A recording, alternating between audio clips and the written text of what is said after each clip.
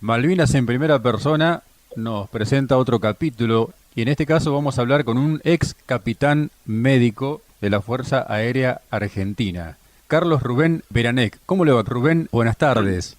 Muy buenas tardes, Fernando. Encantado de hablar un rato con todos ustedes para contribuir en la causa de la malvinización, que es la obligación que tenemos todos los veteranos. Los veteranos y los comunicadores, como es el caso nuestro, tarea que hemos abordado ya hace bastante tiempo y afortunadamente en estos tiempos con la posibilidad más clara y concreta de encontrarnos con partícipes de la historia como el caso suyo. Correcto, es muy cierto lo que vos acabas de decir, Fernando. Nosotros los veteranos estamos muy agradecidos a gente como vos, y yo conozco mucha otra gente, a Martín, a Gustavo Capretti, que también son comunicadores de la causa Malvinas. Claro. Y realmente ellos son los que nos convocan a nosotros, que somos los verdaderos partícipes y los que tenemos la verdad de esta historia. Vos sabés que yo siempre comento un dicho que tuvo un querido veterano de guerra que dijo lo siguiente: los veteranos de guerra somos como un desierto, un grupo inmenso de granitos de arena, y que la gente no se va o no se está dando cuenta que ese desierto día a día se está achicando cada vez más. Así es. La gente nos tiene que aprovechar a nosotros, porque nosotros somos los que vamos a contar la verdad, la verdad de toda esta historia, y que no tenemos ningún objetivo ni deportivo ni político. Nuestro único objetivo es nuestra bandera celeste y blanca. Así es, el mismo que perseguimos nosotros, sin lugar a dudas. Tal cual, Fernando, tal cual. Y vuelvo a repetir, yo soy un agradecido a todos ustedes por lo que nos ayudan a comunicar y a contarle a la gente de la experiencia vivida en Malvinas. Así es. No hace falta aclarar, escuchándolo, que es cordobés, Rubén. Sí, correcto. Sí, cordobés, hincha de Talleres. Ah, muy bien. Fernando, voy a hacer una aclaración. Sí. Yo ingresé en la Fuerza Aérea Argentina en el año 1980. Ajá. Y en el año 1986 me retiré con el grado de capitán. Bien. Eso, porque viste, hay mucha gente que dice, sí, él es capitán. Sí, yo me retiré con el grado de capitán. Correcto. ¿De qué parte de Córdoba, Rubén?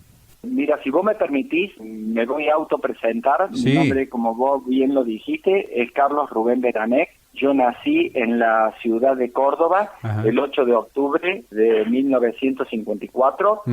Toda mi niñez fue en Córdoba. Estudié en un colegio jesuita, el primario, el secundario, en un colegio que se llamaba Instituto Sagrada Familia. Ajá. En el año 70 ingresé a la Facultad de Medicina de la Universidad Nacional de Córdoba, y en el año 79, el 25 de septiembre, me recibí de médico cirujano.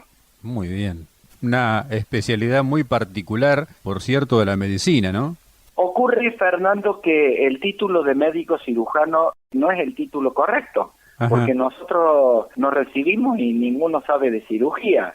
Es decir, el título correcto sería médico, o médico clínico, o médico generalista, como vos quieras llamarlo. Sí. Pero médico cirujano ya tendrías que hacer una especialización, rendir la especialización para ser médico cirujano, ¿no? Bien. Como médico pediatra, como médico oftalmólogo, ginecólogo, etcétera, etcétera, etcétera. Sí.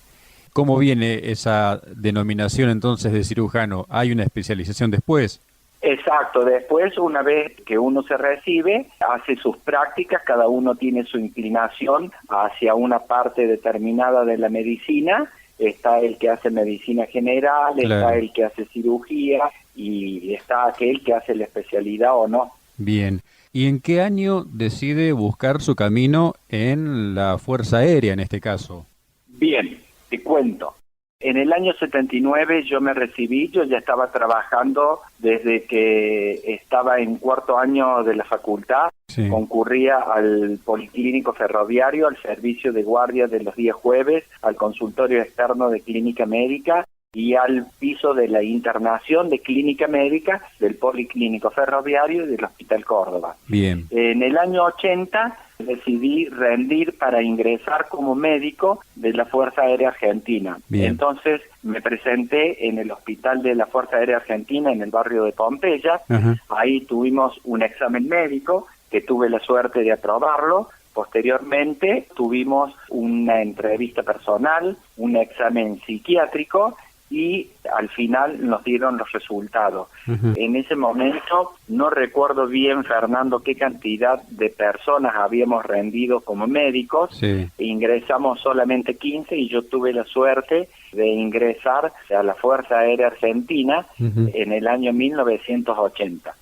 En el año 80 me avisaron que había aprobado el examen clínico, había aprobado la entrevista personal, el examen psiquiátrico, y me convocaron a una parte que se llama cursos especiales, que está al frente de la Escuela de Aviación Militar. Bien. Entonces es un sector el cual está destinado donde hacen el adiestramiento militar a todos los profesionales que ingresan a la Fuerza Aérea Argentina. Bien. Ya sean contadores, odontólogos, bioquímicos, médicos, meteorólogos, ingenieros, es decir, en ese grupo estábamos todos los que ingresamos en el año 80 a la Fuerza Aérea Argentina. Correcto. Es un curso que duró 3 meses, que no solamente estaba la instrucción militar, sino que había una serie de materias que servían para la cultura general y que realmente fue muy bueno.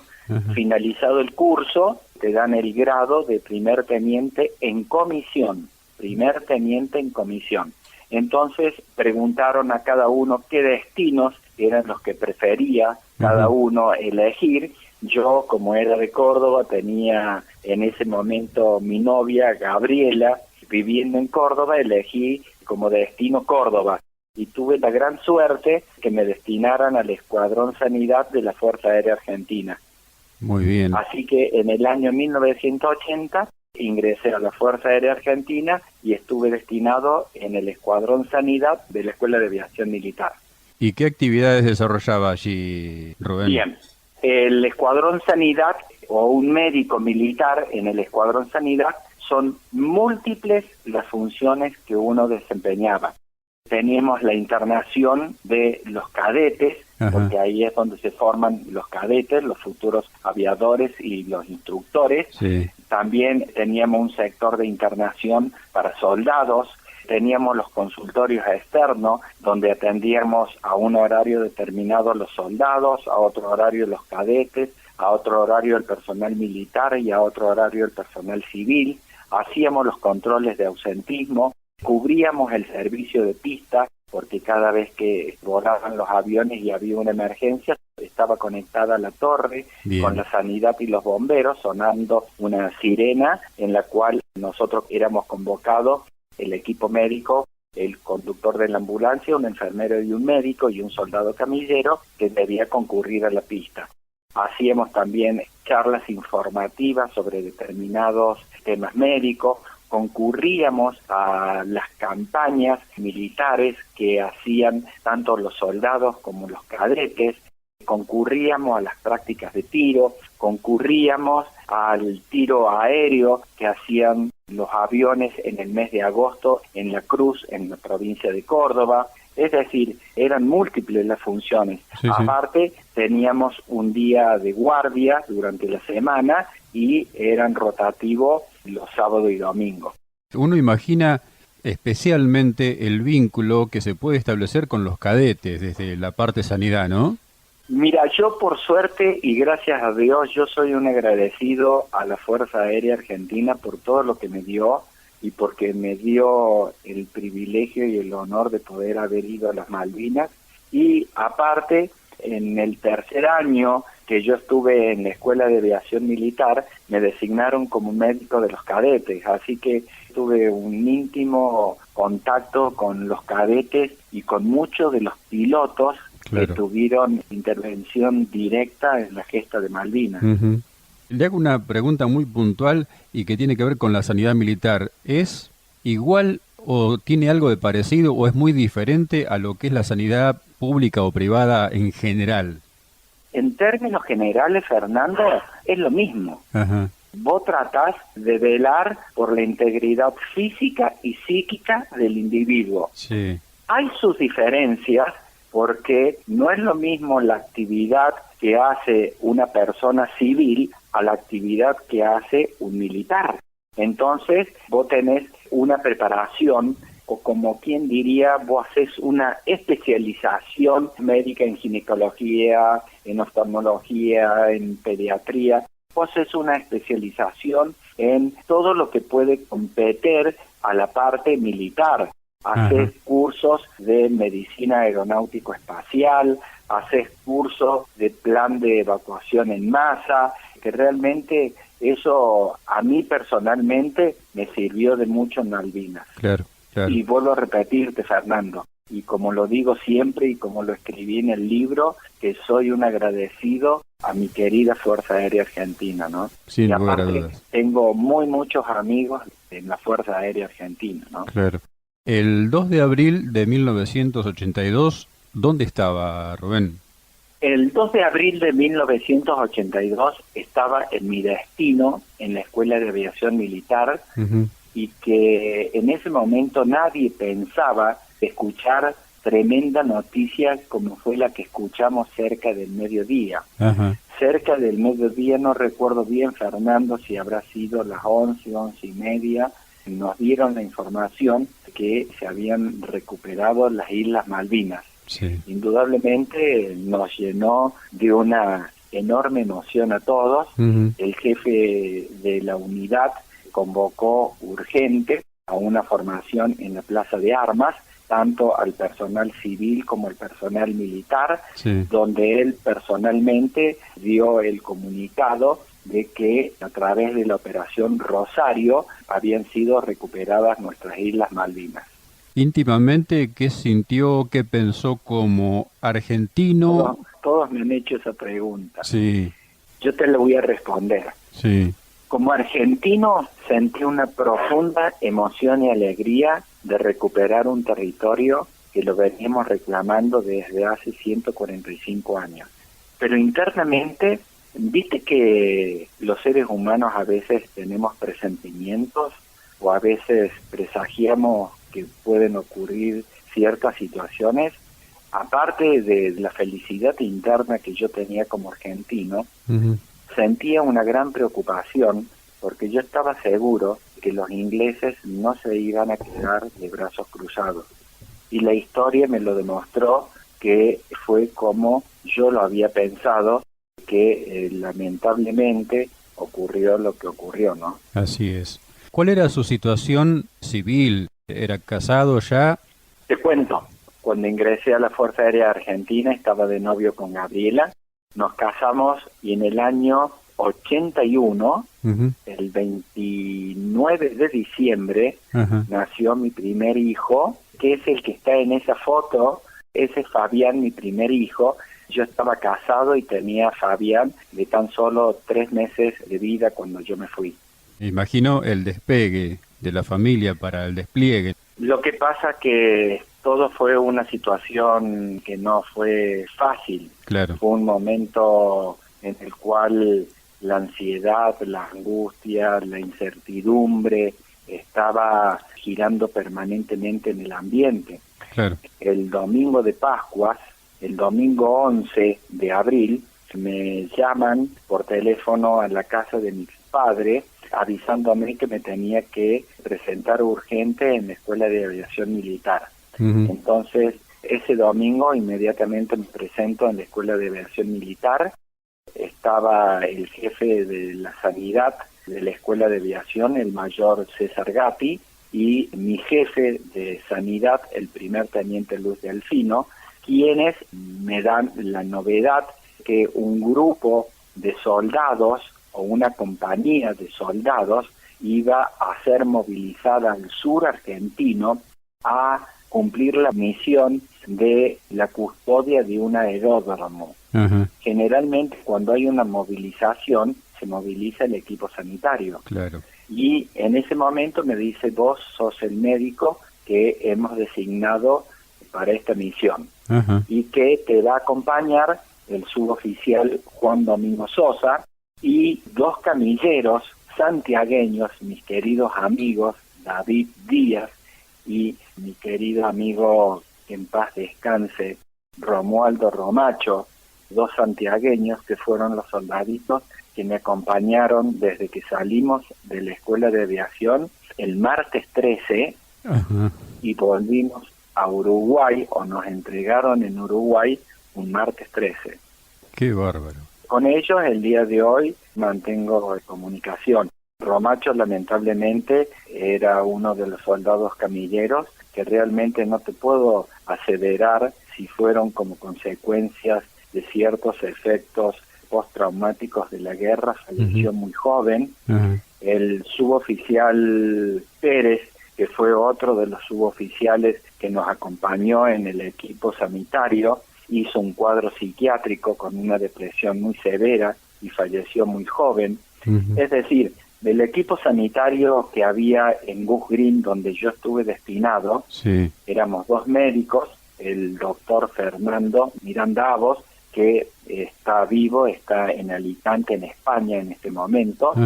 Quien está hablando, éramos los 2 únicos médicos que estábamos destinados en Gus Green de la Fuerza Aérea Argentina.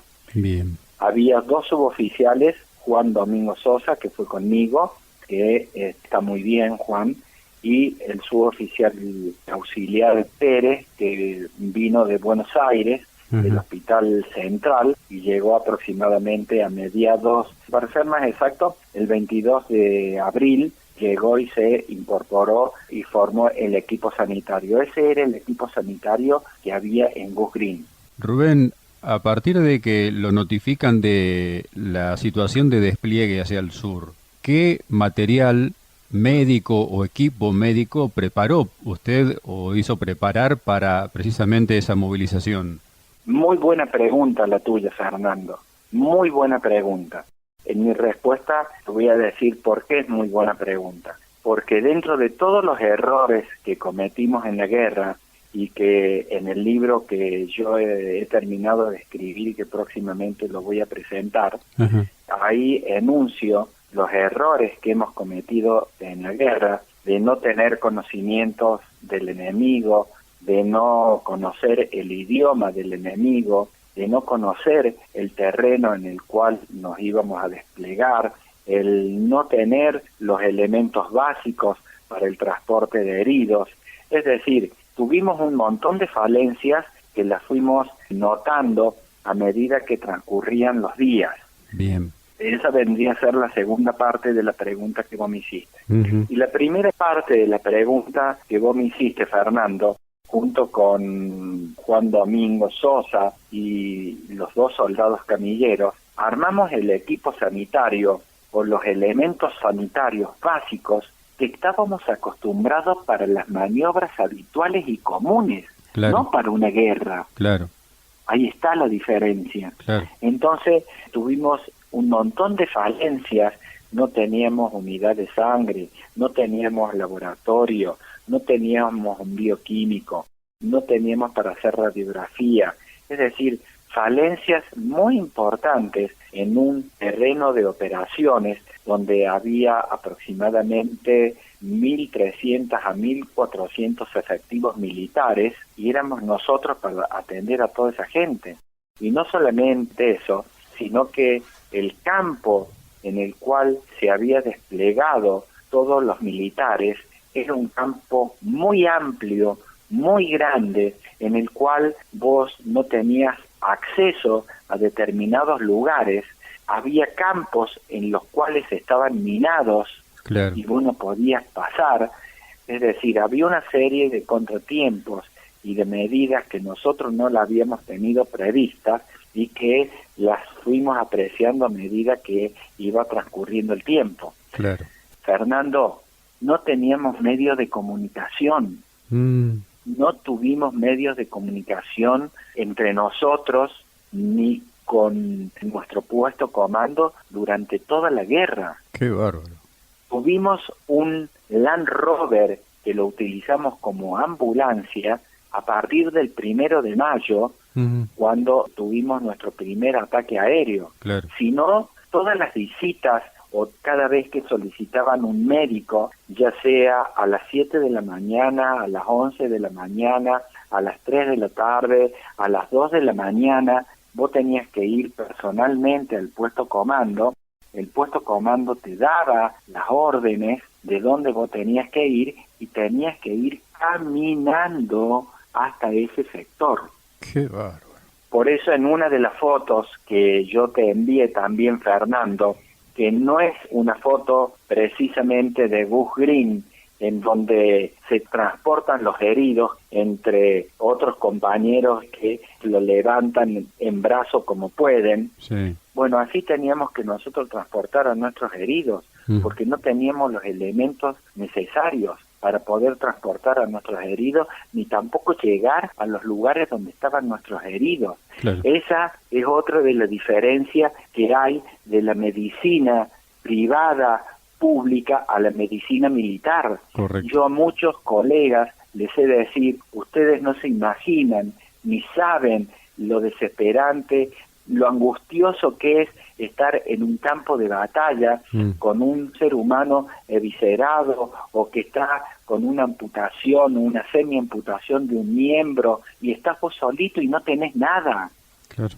Eso realmente, Fernando, te queda grabado para toda la vida. Ni hablar. Y no te lo olvidas nunca más. Ni hablar.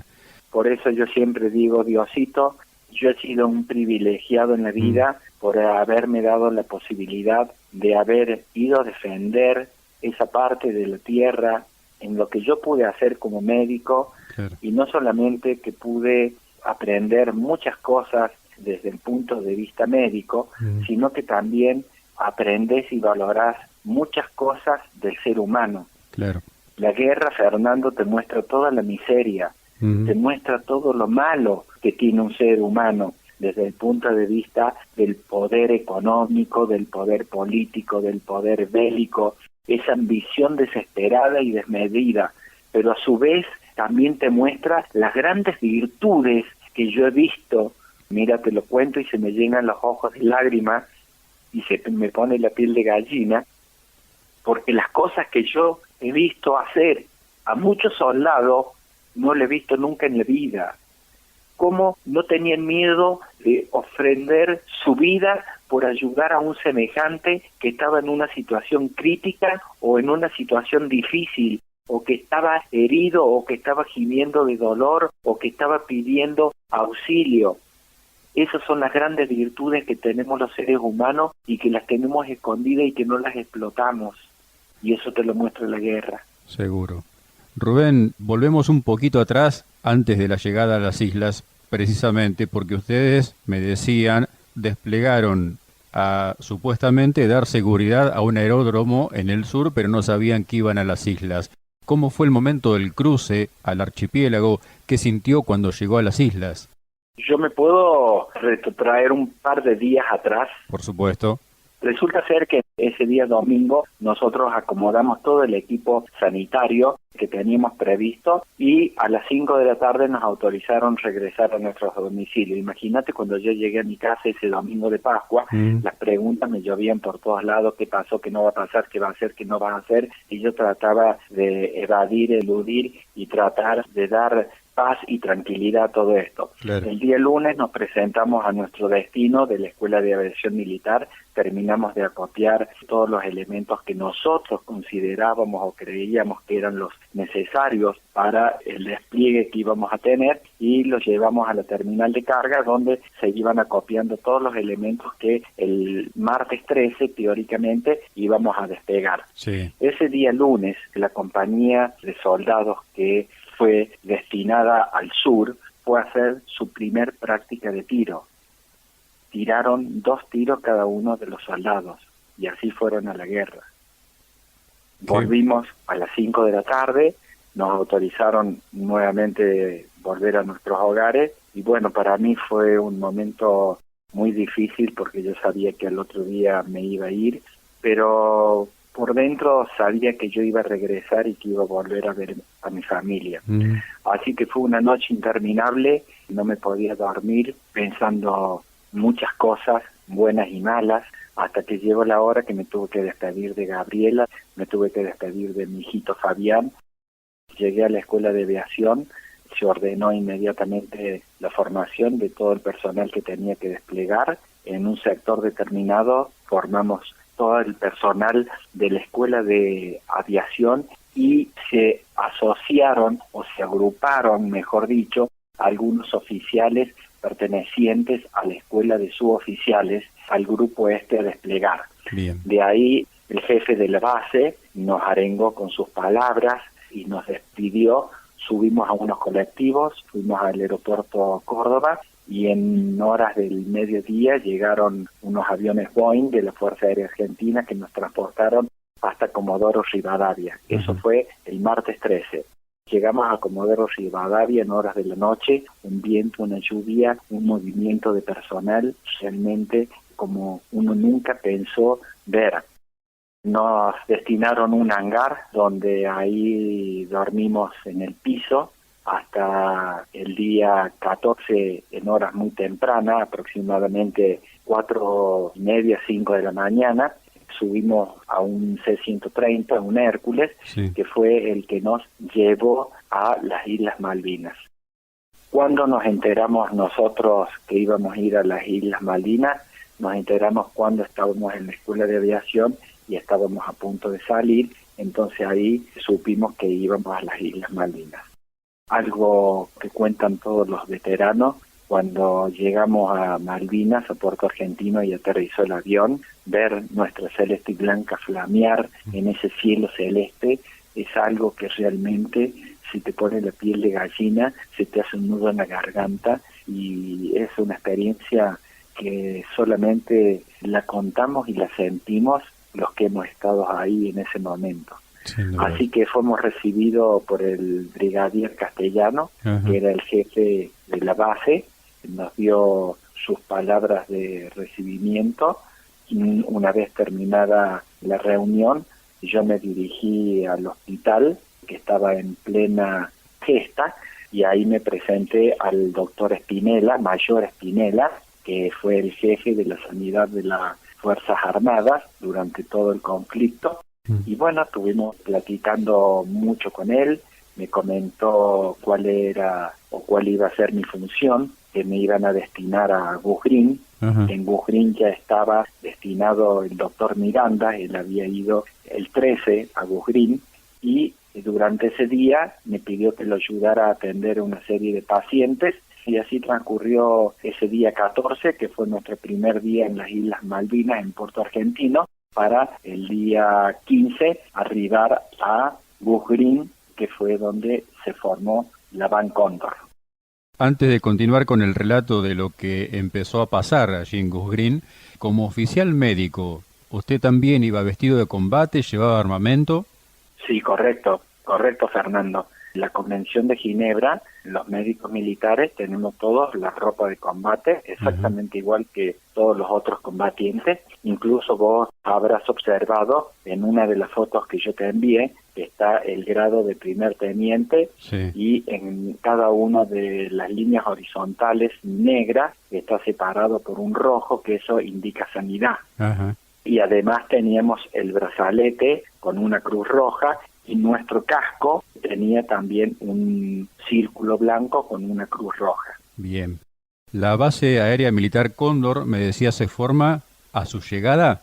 ¿Querés que te cuente la historia esa? Por favor. Yo siempre hago esta salvedad. Bujrín y Darwin no es lo mismo. No. Darwin es un caserío de aproximadamente 4 a 5 casas donde vivía el gerente de la empresa que transportaban ovejas junto con los encargados, mientras que en Bujrín, que estaba aproximadamente a unos 3 kilómetros de distancia, era un caserío de aproximadamente 28, 30 casas y que vivían unos 115 habitantes kelpers. El primero que llegó a ese lugar fue el subteniente Gómez Centurión, que hizo el reconocimiento, y posteriormente llegó el teniente primero Esteban. Y vos habrás visto que hay varios carteles que dicen Helipuerto Santiago. Sí. ¿Sabés por qué se llama Helipuerto Santiago? Cuénteme. Helipuerto Santiago le pusieron la gente de ejército y principalmente el teniente primero Esteban, en reconocimiento al hijo del teniente primero Esteban. Ajá. El 14, cuando arribamos a las Islas Malvinas, al grupo nuestro se une el vicecomodoro Pedroso, que fue el jefe de la base, Sí. se une el vicecomodoro Vera, que fue el jefe de operaciones, se une el capitán Red, que fue el jefe de comunicaciones, y otros oficiales.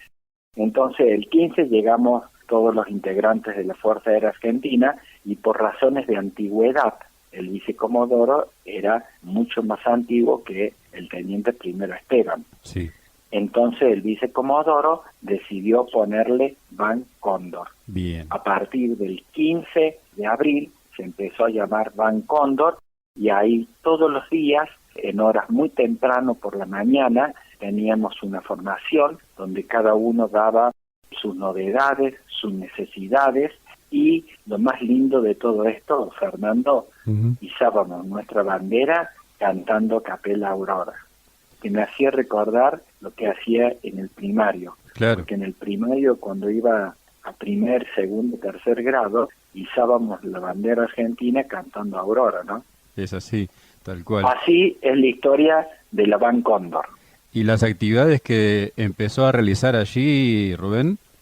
Una vez que yo arribé a Gus Green, lo busqué a Fernando, al doctor Miranda. Sí. Cuando yo me refiero a Fernando, me voy a referir al doctor Miranda. Sí. Fernando ya teóricamente tenía designado, había una escuela que tenía 2 pisos, toda de construcción de madera, como todas las casas que habían en ese sector.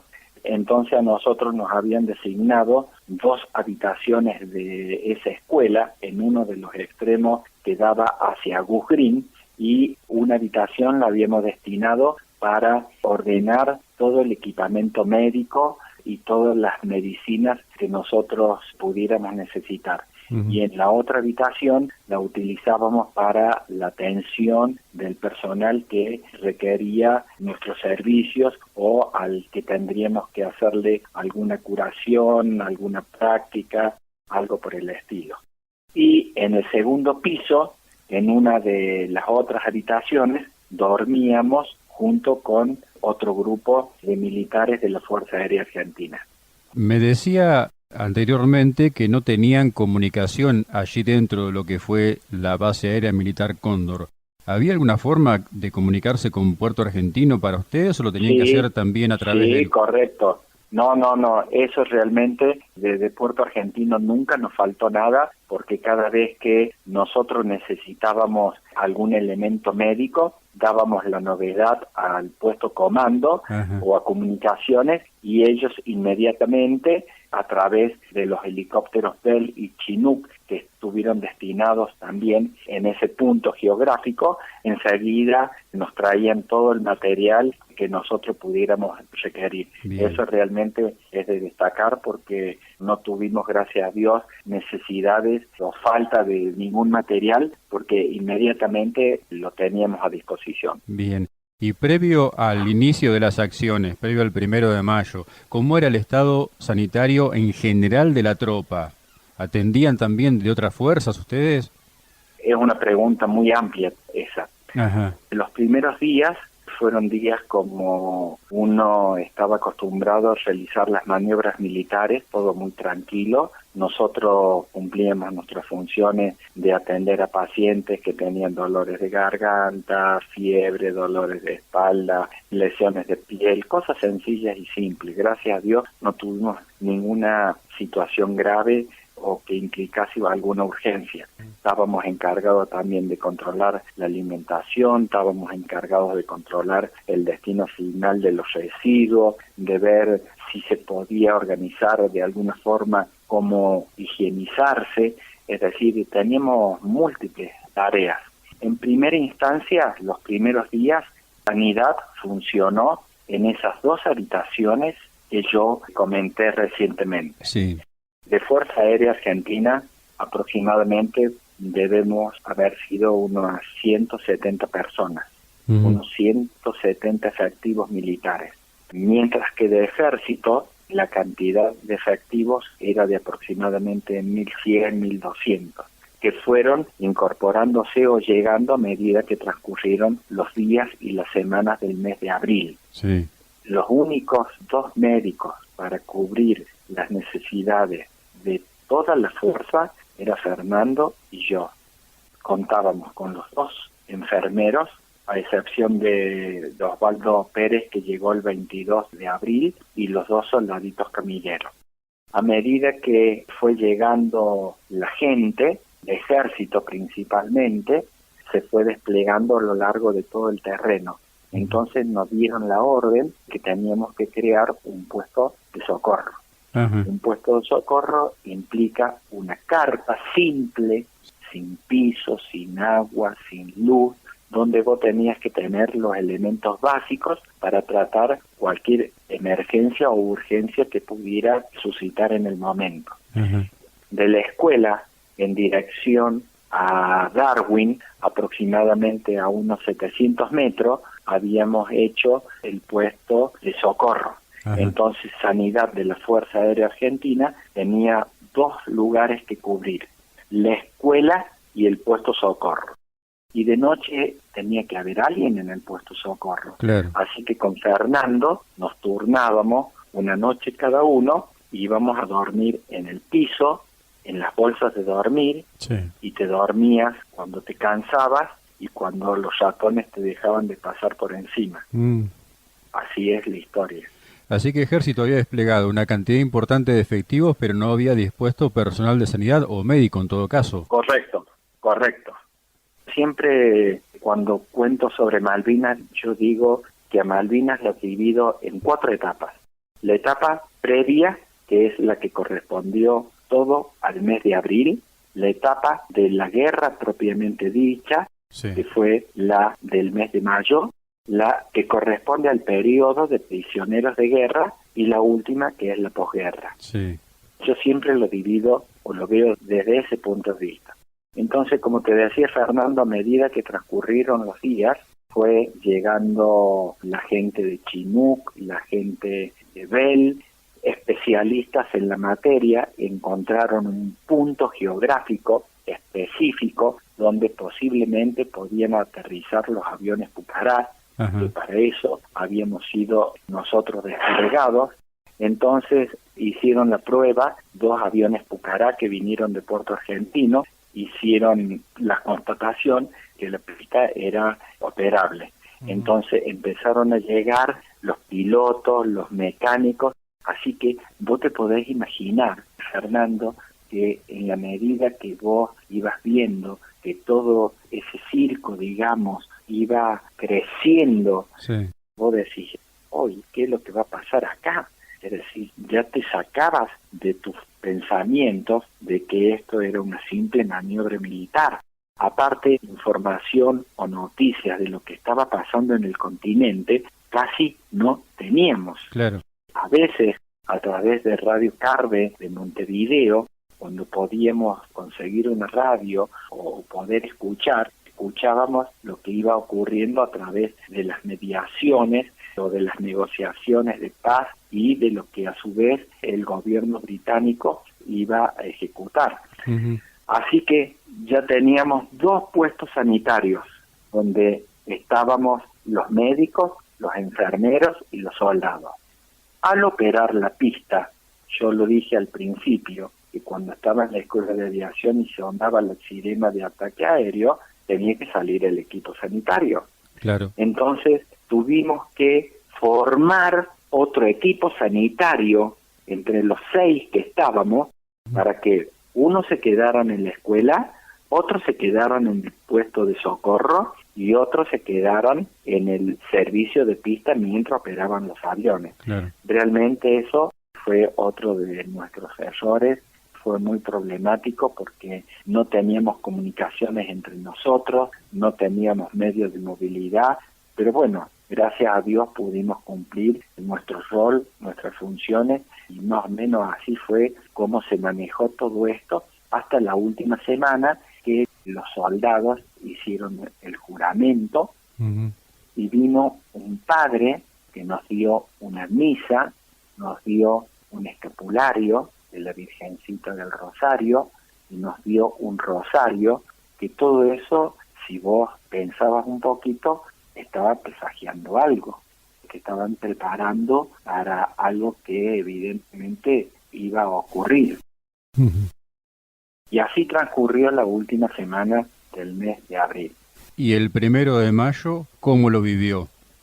El 1 de mayo, Fernando querido, vos viste que los seres humanos siempre en la vida nos pasan cosas que vos nunca te lo olvidás. Sí.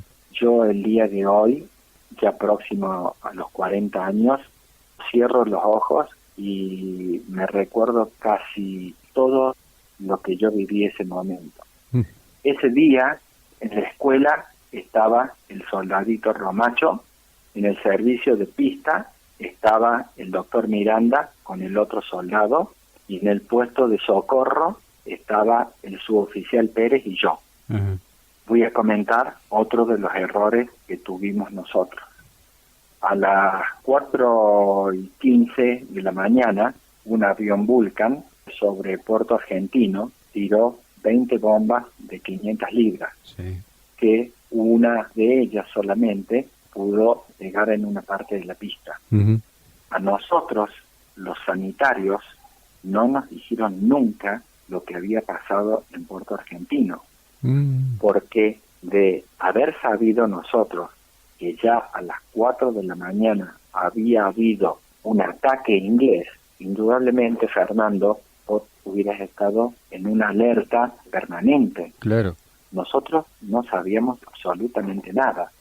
Tal es así que ese día uno ya estaba acostumbrado a levantarse temprano, y siendo aproximadamente las 8 de la mañana ya se sentía el rugir de los motores de los aviones que estaban próximos a despegar. Concomitantemente con los aviones, la antiaérea hizo una prueba de tiro en la cual disparó una ráfaga del armamento que tenía. Y bueno, vos caminabas por ahí y te hacías preguntas y escuchabas, y a la final no te sabías responder qué estaba pasando o qué iba a pasar, porque era muy incierto todo. En una de esas, yo iba caminando por la calle, y acá está otra de las situaciones que los médicos militares no estamos preparados para el combate. ¿Por qué? Porque yo no supe reconocer los Sea Harrier. Yo iba caminando por la calle, veo que del horizonte se levantan 3 aviones. ¿Qué es lo que dijo el doctor Beranek? Qué hermoso esos A4 que vienen volando rasante, porque realmente era hermoso verlos cómo venían rasante, pero yo pensaba que eran aviones nuestros. Claro. Cuando llegan a la proximidad de la pista, veo que uno de los aviones larga un artefacto. Digo artefacto porque no conozco los nombres técnicos. Claro. Simplemente, Fernando. Y yo digo, a este se le cayó, en mi ingenuidad, el tanque suplementario. Bueno, cuando eso cayó al piso, la tierra vibró, explosiones por todos lados, gritos, incendio, y uno quedó, como quien diría, choqueado, paralizado. Vos no llegás a comprender la situación de lo que estabas viviendo.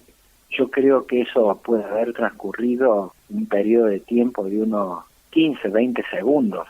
Entonces, inmediatamente, gracias a las prácticas militares que habíamos tenido nosotros, con Osvaldo, que es el enfermero, tomamos unas mochilas que ya teníamos preparadas para atender en el campo de batalla, tomamos una cada uno y salimos corriendo, que estábamos aproximadamente a 500 metros.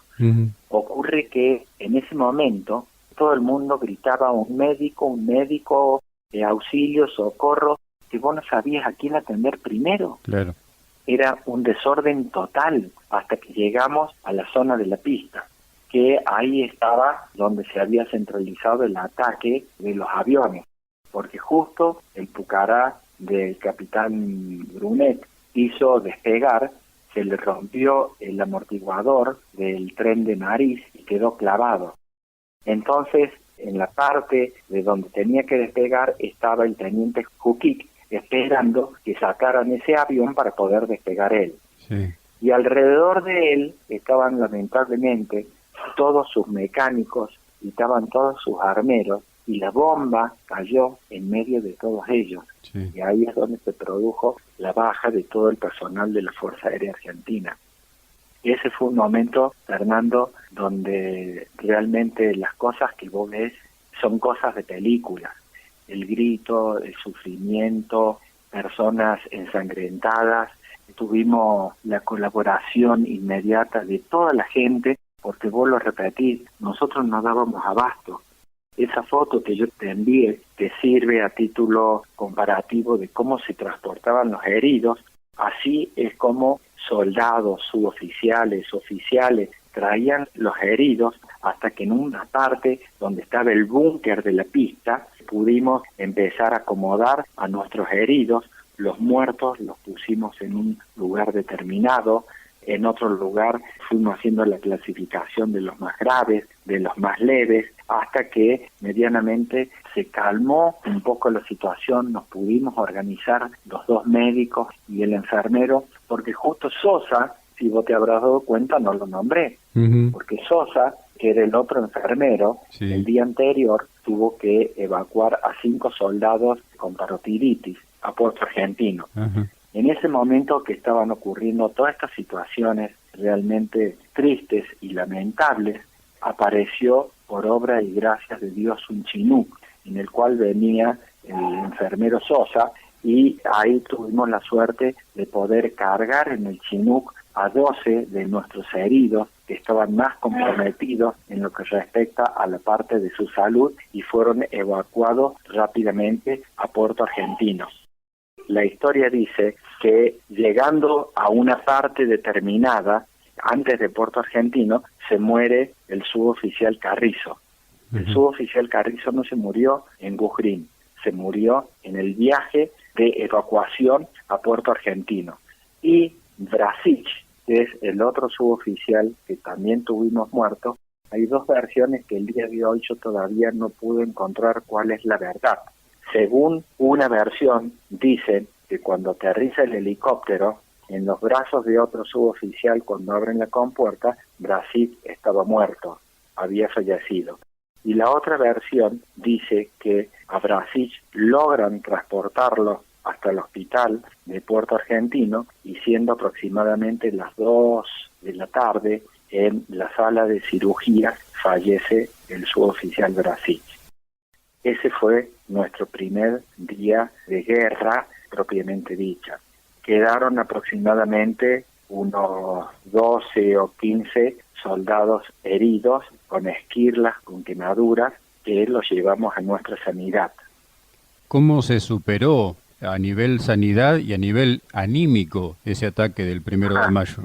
¿Qué preguntas? Tú las tenés todas escritas, las preguntas, Fernando, ¿eh? Esto es así. Los argentinos somos muy ingenuos. ¿Por qué me decís esto? Yo te digo por qué. Una de esas tantas noches del mes de abril, estando sentado en uno de los escalones de la puerta de entrada al colegio, el cielo de las Islas Malvinas creo que es el cielo más hermoso que yo he visto en mi vida. Con la nitidez que se pueden llegar a ver todas las estrellas, es algo espectacular, al margen de todo lo que te tenía que contar.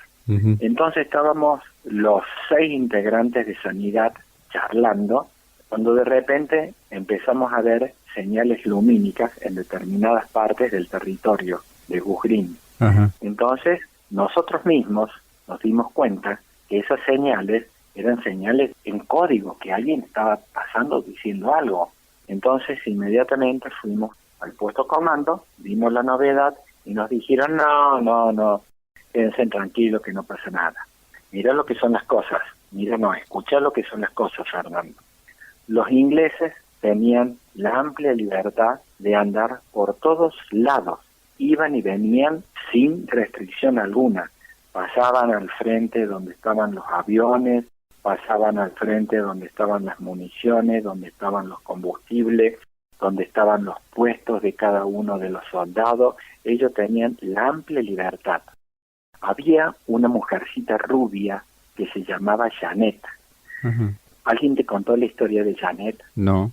Janet era una Kelper que había estudiado en el colegio inglés que hay en La Falda, en la ciudad de Córdoba. Ajá.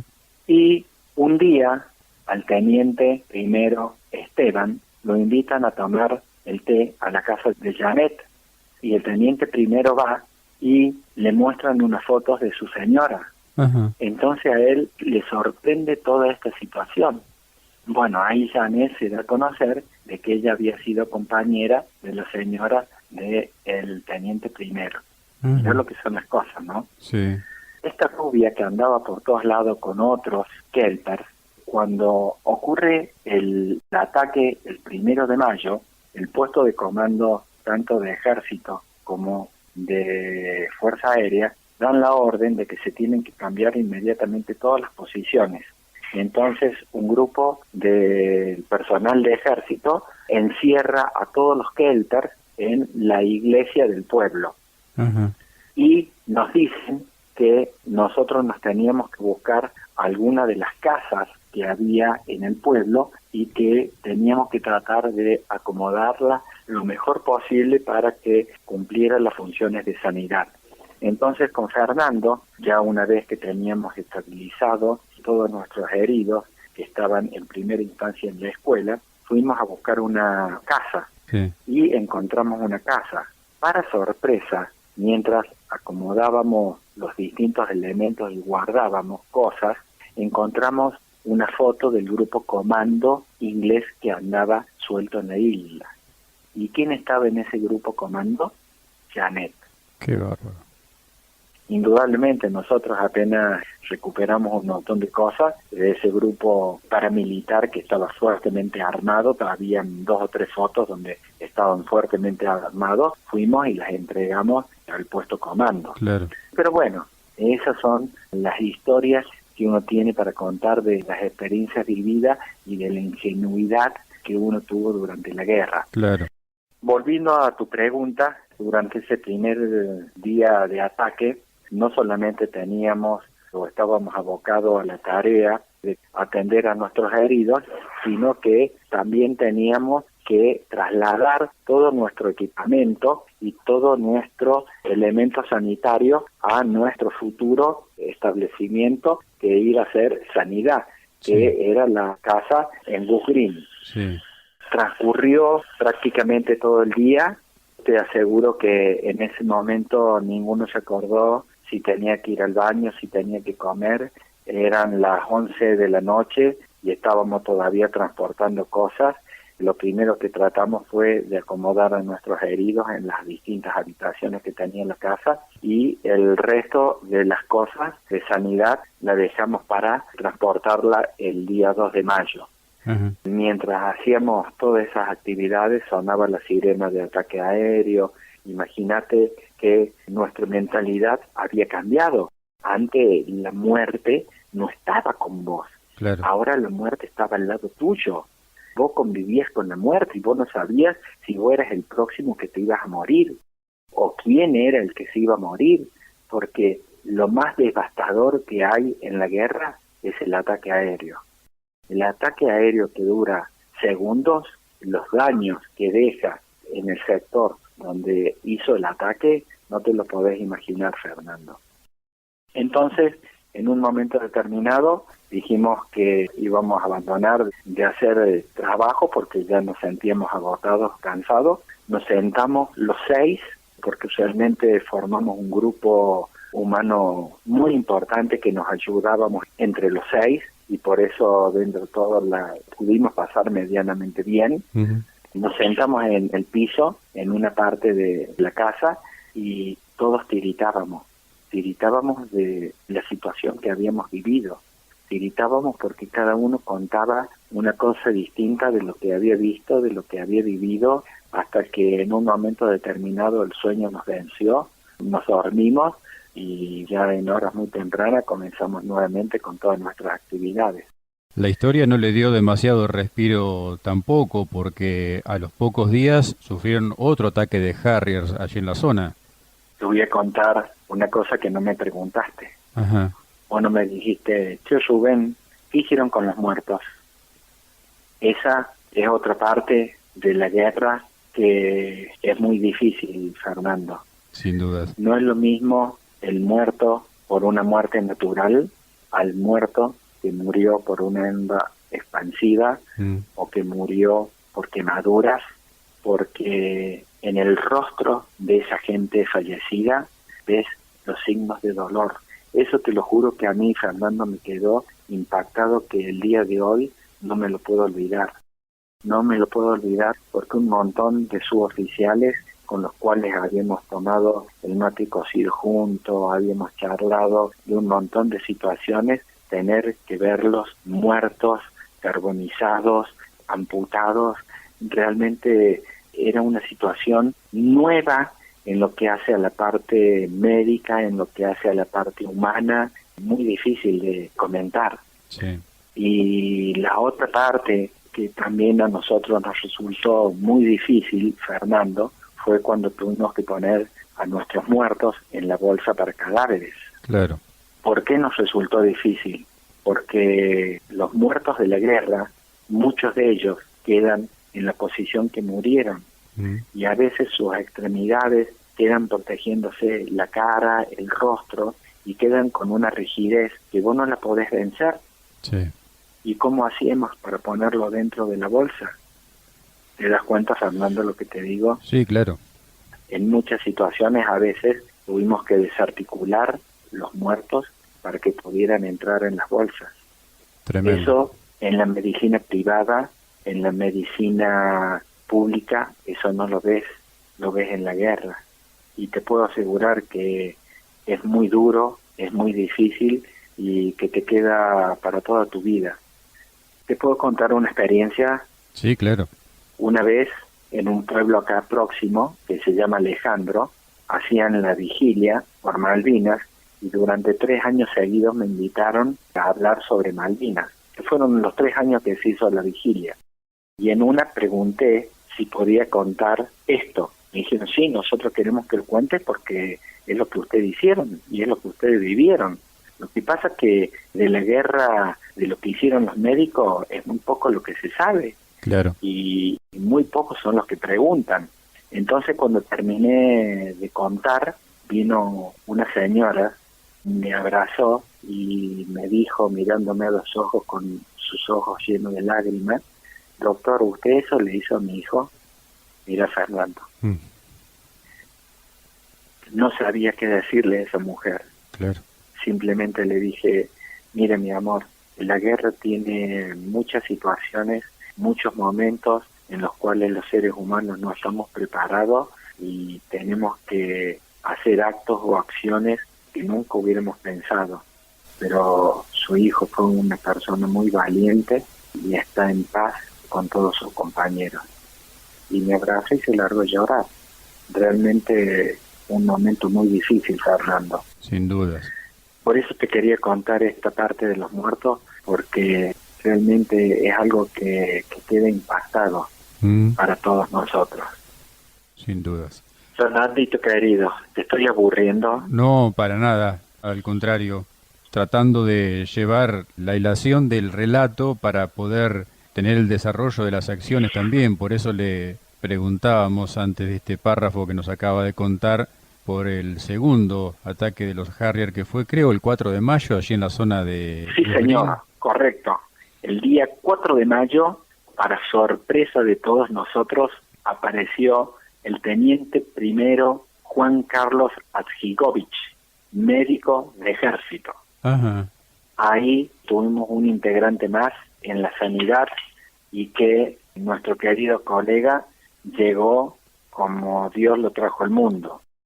Lamentablemente sin ningún equipamiento médico, sin ningún elemento, nada. Indudablemente nosotros nos presentamos, le explicamos cómo era nuestro funcionamiento, le explicamos nuestro puesto de socorro, le explicamos nuestra sanidad, le explicamos nuestro movimiento y él rápidamente se acopló a nosotros.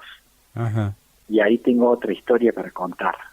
En un momento dado le digo, Juan Carlos, ven y te voy a llevar hasta el puesto socorro, porque en algún momento tal vez te van a pedir que vayas a ver, porque había mucho personal de ejército destinado en ese sector, entonces te pueden llamar para que vayas, entonces te voy a llevar, así te interiorizás de cómo es el puesto Socorro. Bueno, dale, vamos. Así que subimos en el Land Rover que teníamos, un Land Rover gris, y que le habíamos puesto unas cruces rojas identificatorias como si fuese una ambulancia. Sí.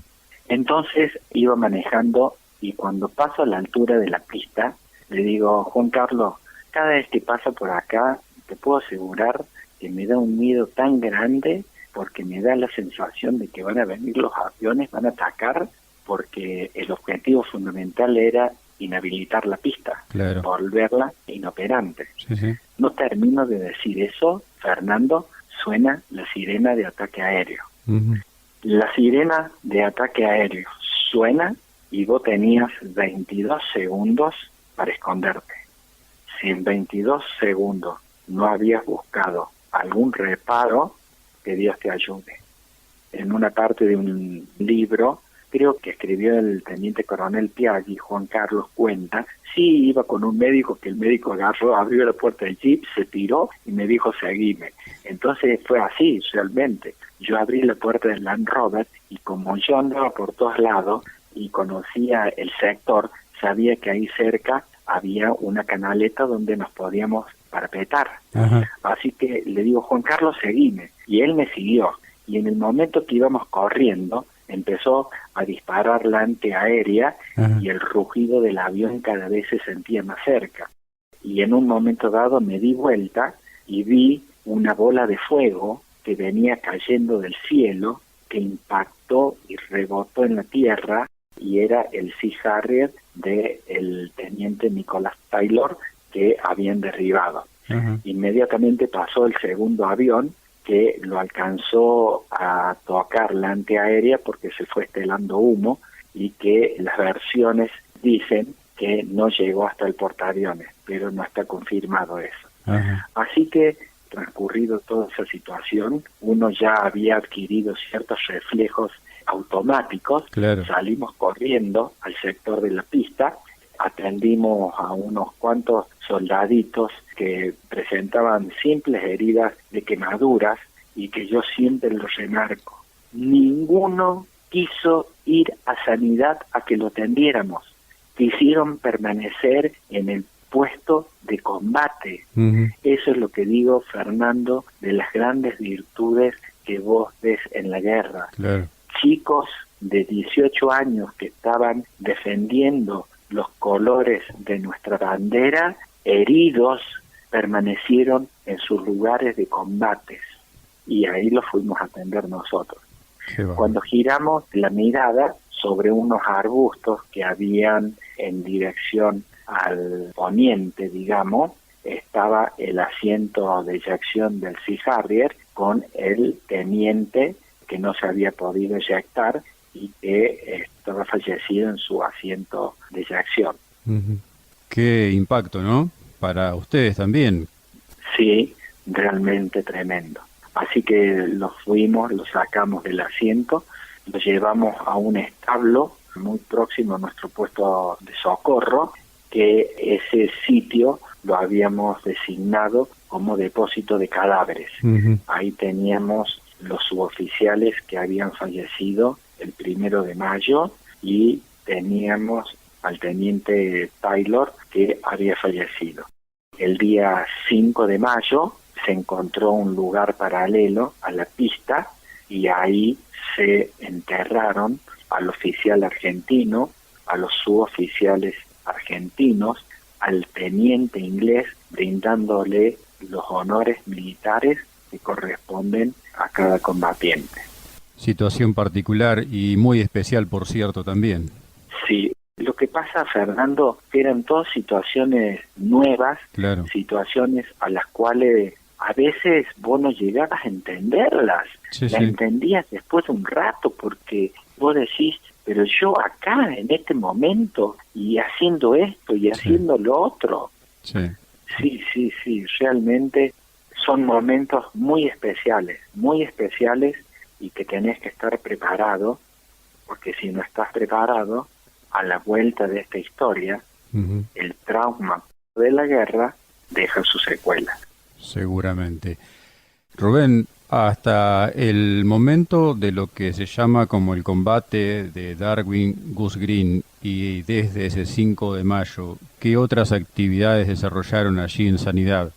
En Sanidad, a medida que comenzó la guerra, nuestra actividad aumentó en riesgo, Sí. porque la gente de ejército se había desplazado en un terreno de operaciones muy amplia, Sí. entonces a veces tenías que ir largas distancias a campo traviés a atenderlo, porque ellos no podían llegar hasta Sanidad, Claro. lamentablemente, y había algunos a los cuales no los podías atender. Fernando, tuvimos soldados que fallecieron por desnutrición. Por desnutrición. Por desnutrición. Eso le llamó la atención también el otro día a un colega que me preguntó de las actividades, y yo le comenté que nosotros notamos que los soldados habían adelgazado mucho.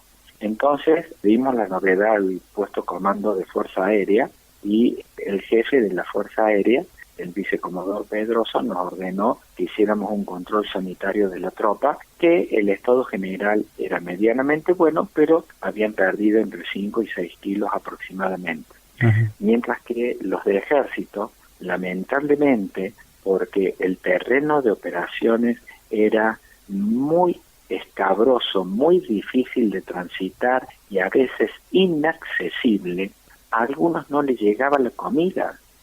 Y así es como hubo chicos desnutridos, y nosotros tuvimos 11 pacientes internados desnutridos y 3 se murieron.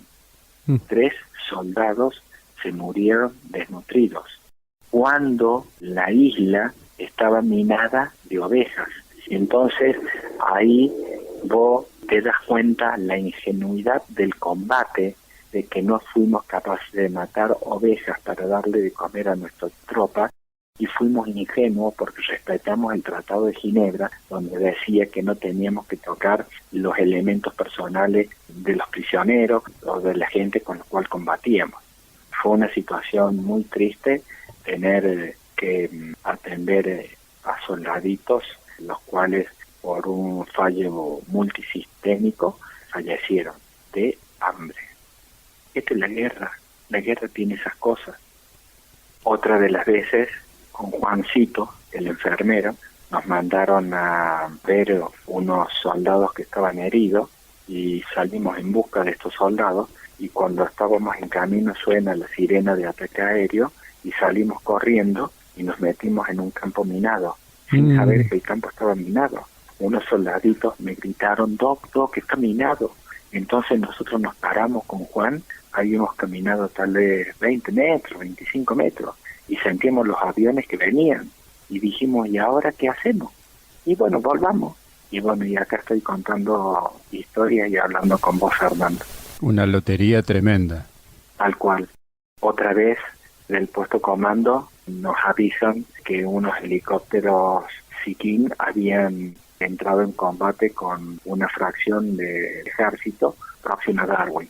Así que allá fuimos, y cuando llegamos cerca de Darwin no encontramos nada, nos metimos por el campo, pajonales, piedras, y en un momento dado, como a unos 200 metros, una persona nos hace seña que nos sigamos. El día de hoy yo no sé si era argentino, si era inglés, nos hizo seña que volviéramos, así que nosotros regresamos y dimos la novedad al puesto comando de lo que había ocurrido. Y como esas teníamos muchas misiones, a veces en horas de la madrugada tenías que salir a ver a enfermos y tenías que saber el santo y seña, porque si no sabías el santo y seña, los soldados estaban autorizados a disparar a quien sea. Claro. Esas eran situaciones difíciles.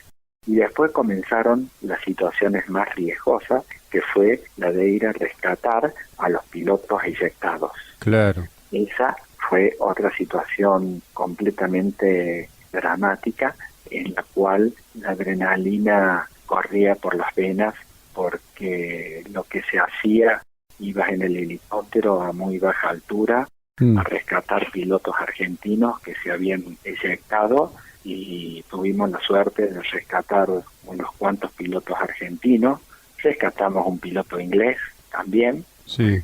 que a ese piloto inglés lo atendí yo, al Chef Glover. Ajá. Ese piloto había sido derribado en Puerto Howard, en Puerto Yapeyú. Había sido derribado por el teniente primero Fernández en aquel momento, con un misil, y ese día habíamos rescatado al mayor Piuma, al teniente Sem, y a la vuelta, cuando dejamos a un oficial que nos había acompañado, cargamos al piloto inglés y lo llevamos a sanidad. El mayor Piuma, lamentablemente, era el que había sufrido las mayores consecuencias. Él piloteaba un Dagger. Se había eyectado a casi 600, 700 kilómetros por hora. El efecto de la descompresión había generado lesiones muy importantes, fractura de tibia y peroné, fractura de cuerpos vertebrales, fractura de costillas, manchas equimóticas, es decir, hematomas en todo su cuerpo. Sí. Realmente yo tuve la suerte de estar en contacto con él hace muy poco tiempo y saludarlo después de casi 30 años que no nos veíamos, ¿no? Lo entrevistamos aquí en el programa también. ¿Ah, sí? Sí, nos contó toda su historia, sí. Sí. Bueno, y esas eran todas las actividades que nosotros teníamos. Un día 13, 14 de mayo, siendo un día sábado, siendo aproximadamente las 3:30 de la tarde, unos A4 fueron a atacar una fragata y en el escape uno ingresa al área prohibida de Goose Green y sin querer es interceptado por las antiaéreas y derribamos a un piloto argentino nuestro. Que esa fue otra situación penosa en la cual nos tocó ir a buscar a un camarada. Claro.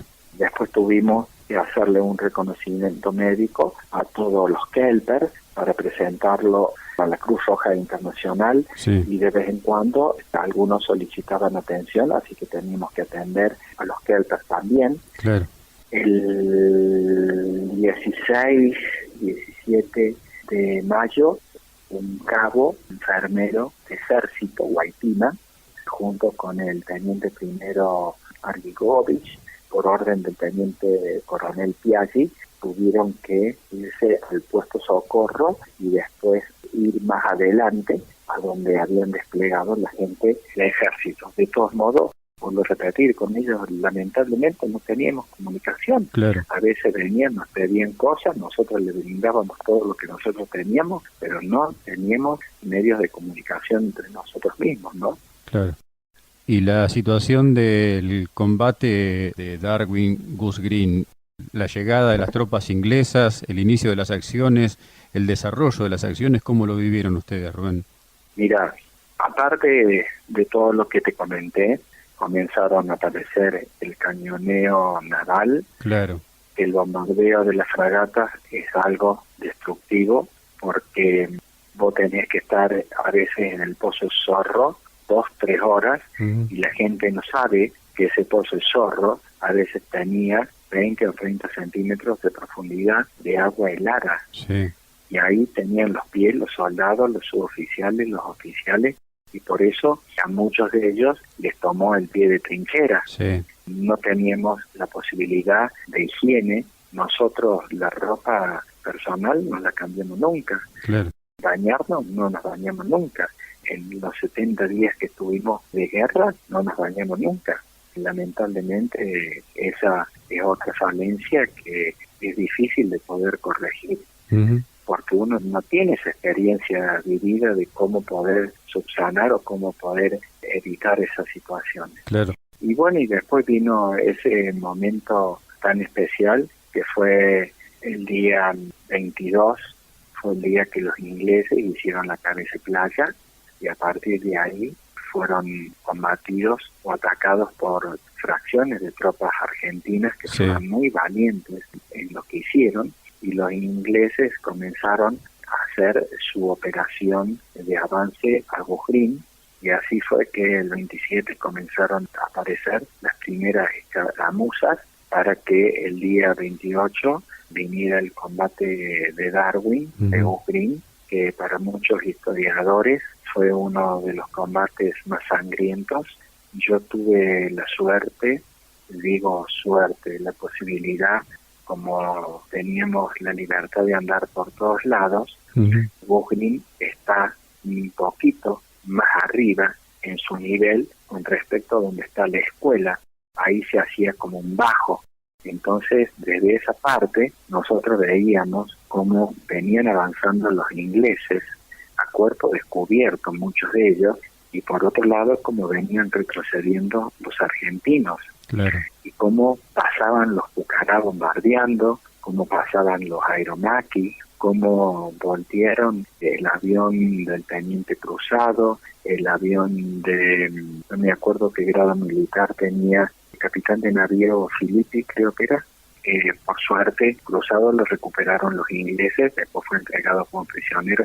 Filippi lo pudimos recuperar nosotros, san y salvo. Bueno, ese día, como vos ves en las películas de guerra, sí, que traen las bombas y vuelan porciones de cuerpos de personas para todos lados, así veíamos nosotros que volaban los combatientes, tanto argentinos como ingleses. Claro.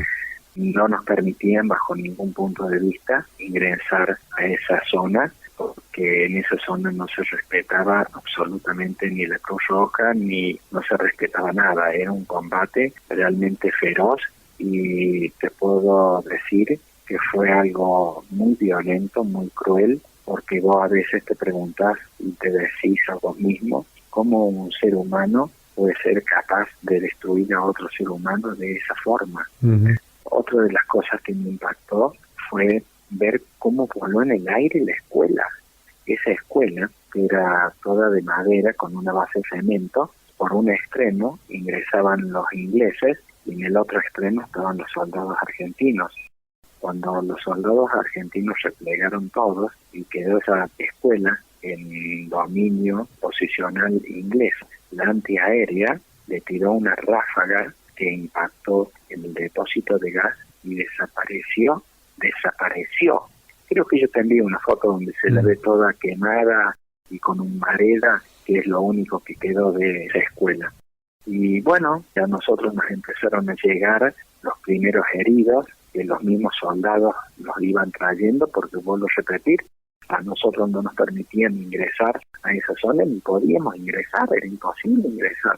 Así que fueron apareciendo los primeros heridos, generalmente y la mayoría por esquirlas, por heridas de balas, es decir, eran heridas que no eran tan comprometidas ni comprometían la salud física de cada uno de los combatientes, y lo que sí era algo digno de escuchar y que se te llenaban los ojos de lágrimas y a veces se te caía una lágrima cuando vos escuchabas los relatos del combate que había tenido cada uno de los soldados. Claro.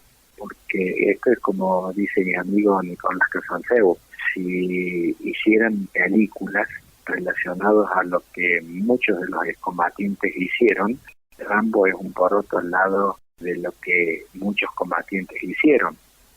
Ahí hay una foto también donde vos lo tenés a Fernández, a Barrena, a Gómez Centurión. Esa también es otra historia muy especial y muy personal que yo tengo, porque Fernández, en aquella época, una persona extraordinaria, muy buen hombre, era el cabo encargado de cocina del ejército. Ajá. Y a veces nosotros le íbamos a pedir un poco de comida para los heridos, porque a veces no teníamos comida. Nosotros nos arreglábamos en más de una ocasión con una taza de mate cocido y 2 o 3 galletitas de agua y no había más comida. Entonces, cuando llegó el momento de adelantar las tropas ejércitos, Gómez Centurión va y le dice a Fernández que él se tiene que quedar en la cocina. Entonces Fernández le dice, no, señor, yo quiero ir con usted. Que sí, que no, ganó Fernández, se lo llevó.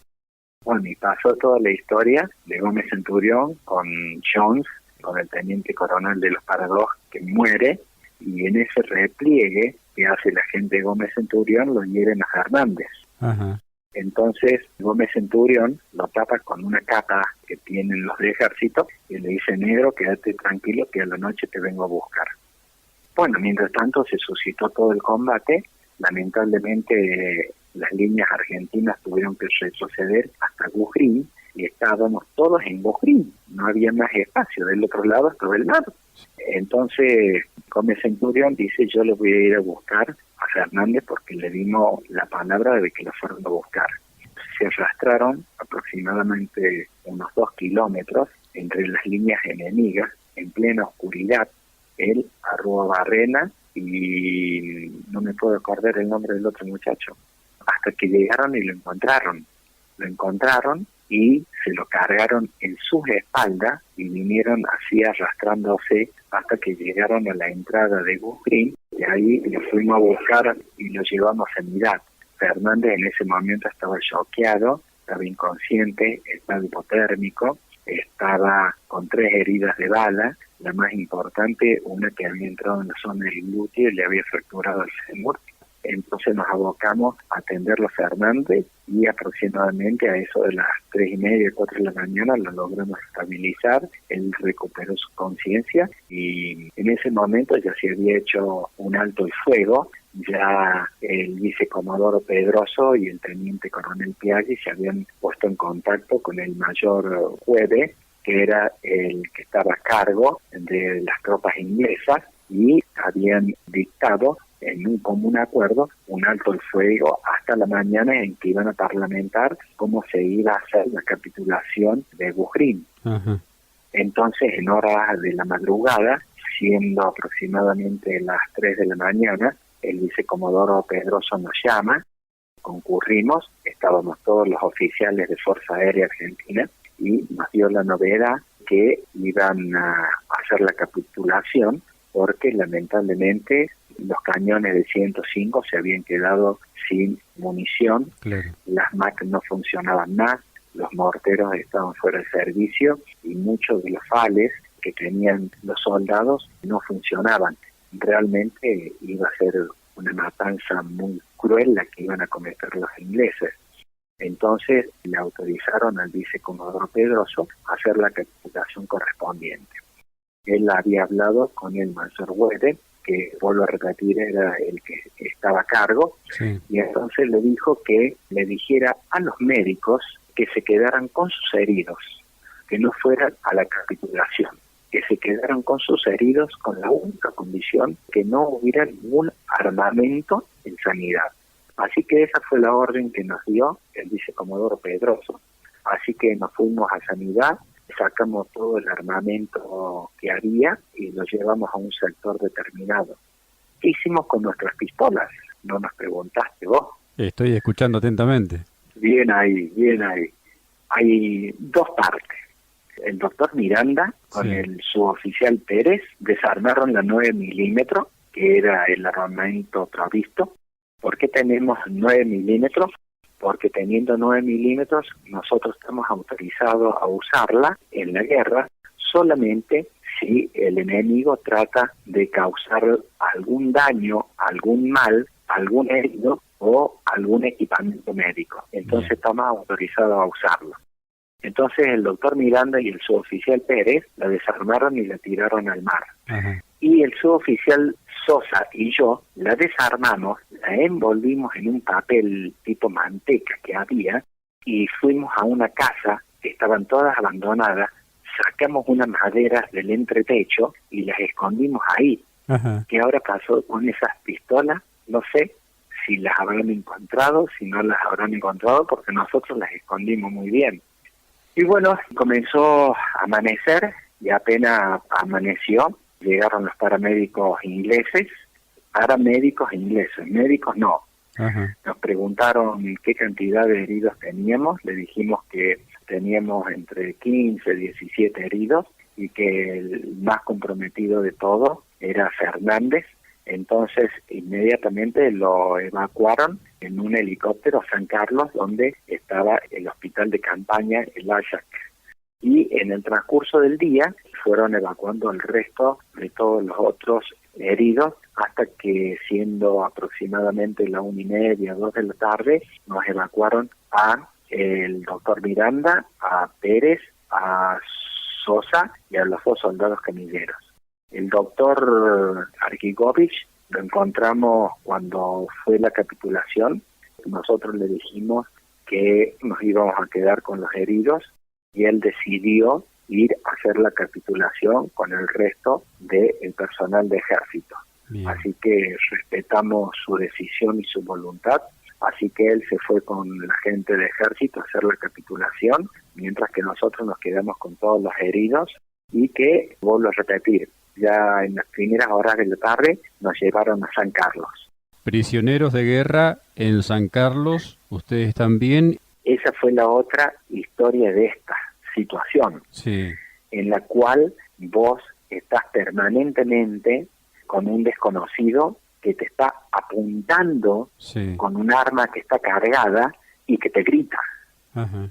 Entonces esa es otra situación en la cual vos tenés que volver a replantearte y decir, bueno, tengo que volver a acomodar todo mi disco rígido porque esta es otra situación totalmente distinta. ¿No fueron convocados para brindar sanidad a ustedes? ¿Quedaron solamente como prisioneros?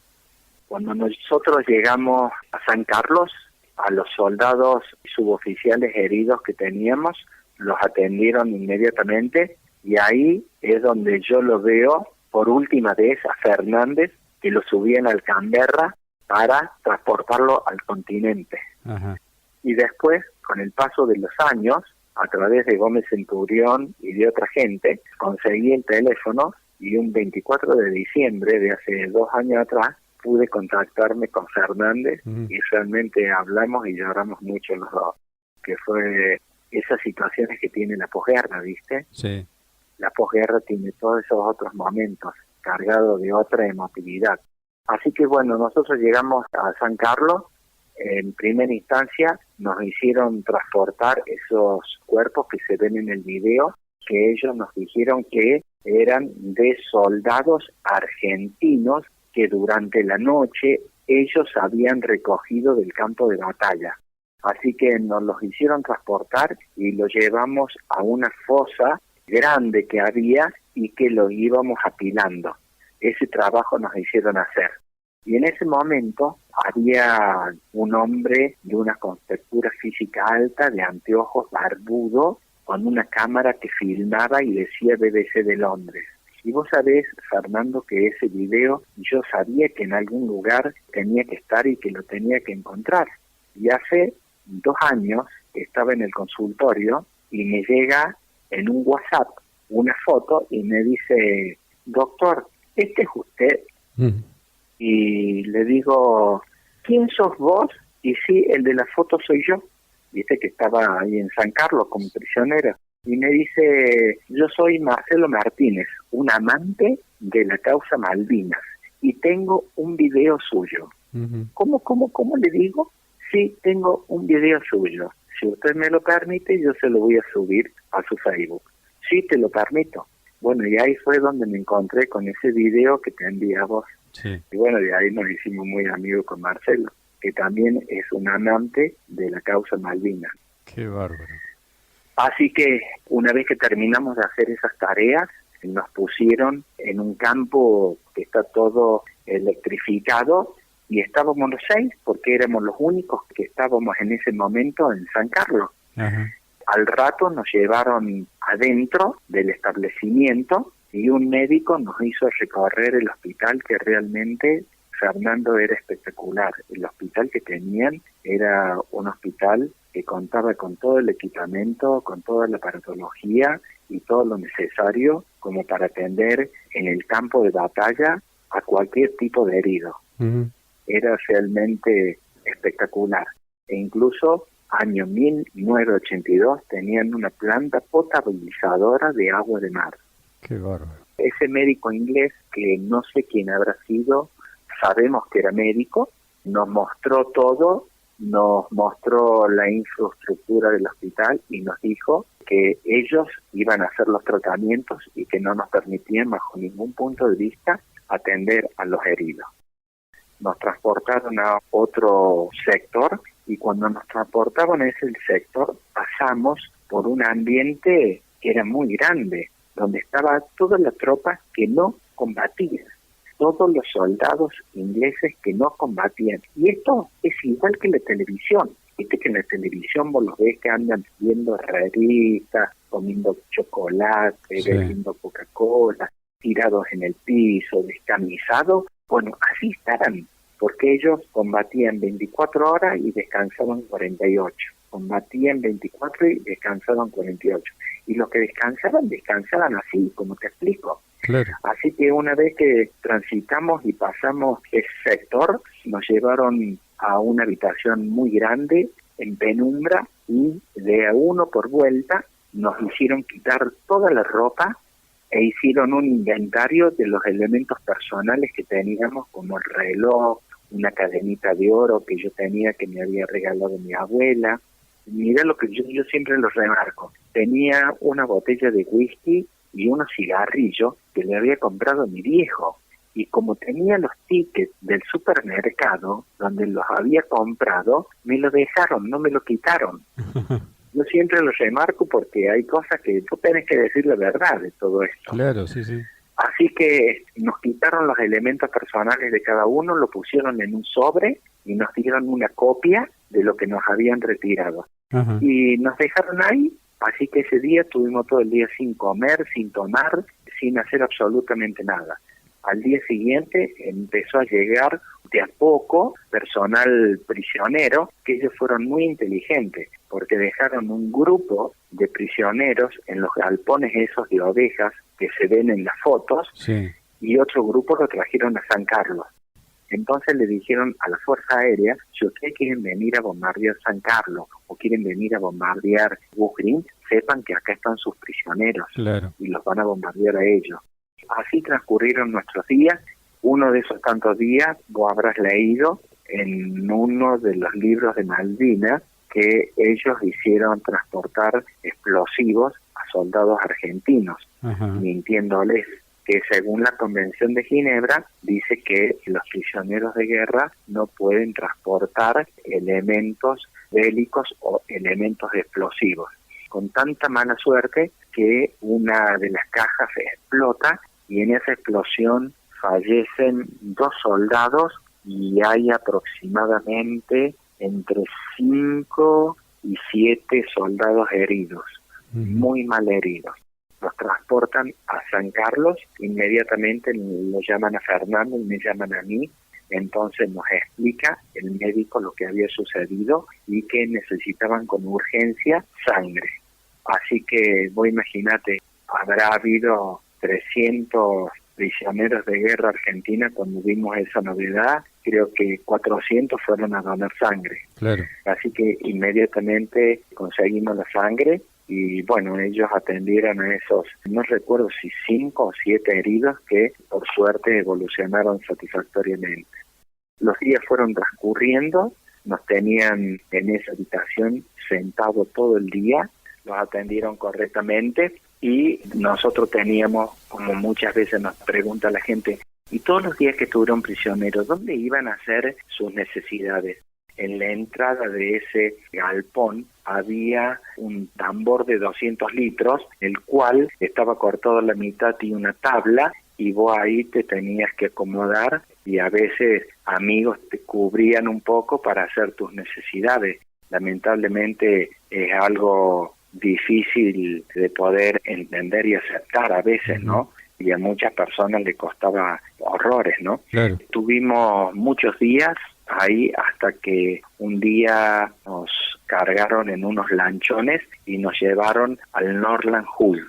Ajá. El Norland Hull era un ferrier que ahí pusieron a la mayoría de los prisioneros de guerra de Bujrín y de Darwin. Eran camarotes en el cual había 4 personas por cada uno de ellos, y en el camarote donde yo estaba Fernando, los 2 enfermeros y yo. Ajá. Ahí sí tuvimos la posibilidad de brindar la atención médica. El primer día se presentó un capitán médico inglés, muy correcto el hombre, que nos acompañó a hacer una recorrida de cómo estaba distribuido el ferrier, donde tenían los heridos nuestros y donde teníamos una sala de curaciones para atender a aquel personal argentino que requiere atención médica. Entonces todos los días a las 10 de la mañana nos llamaba, iba al camarote, golpeaba la puerta, nos llamaba a Fernando y a mí y hacíamos la recorrida y le brindábamos la atención a todo el personal argentino que la necesitaba. Bien.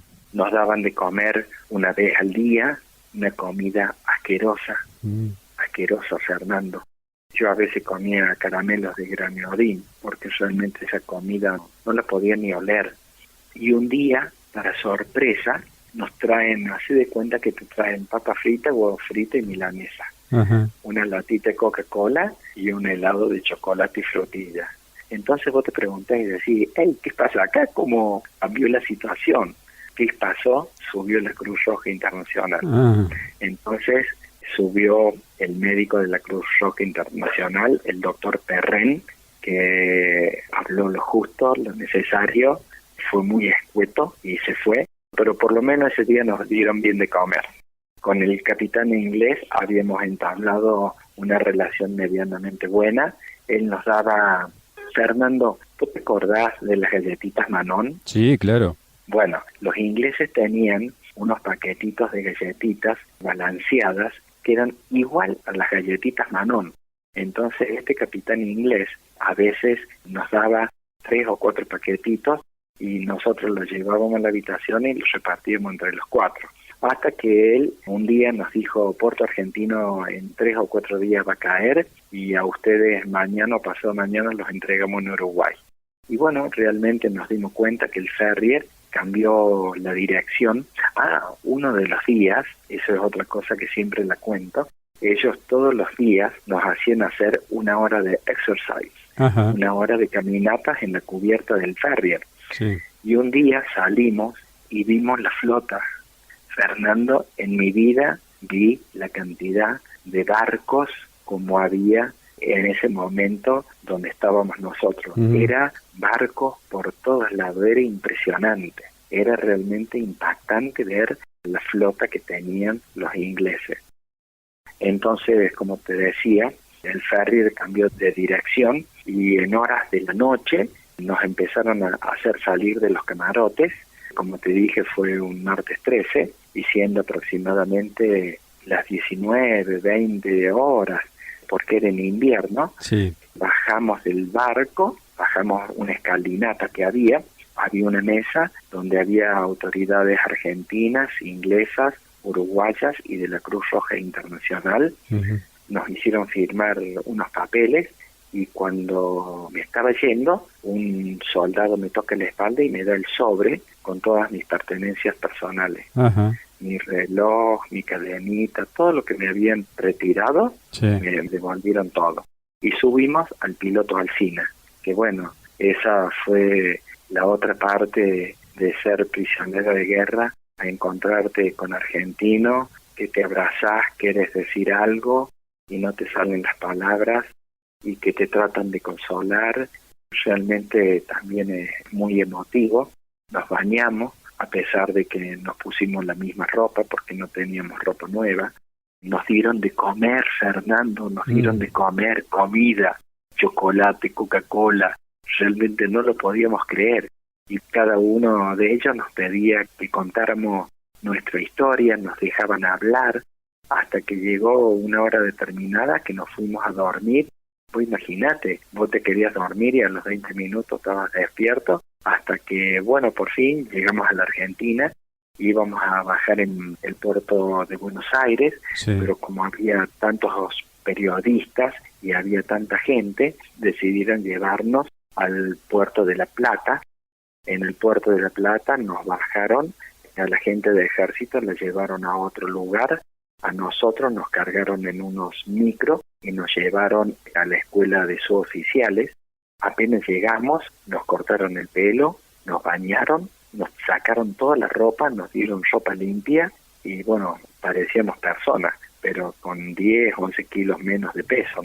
Nos daban de comer permanentemente y bueno, ahí pasó uno de los momentos más emocionantes de mi vida, que nunca los voy a olvidar.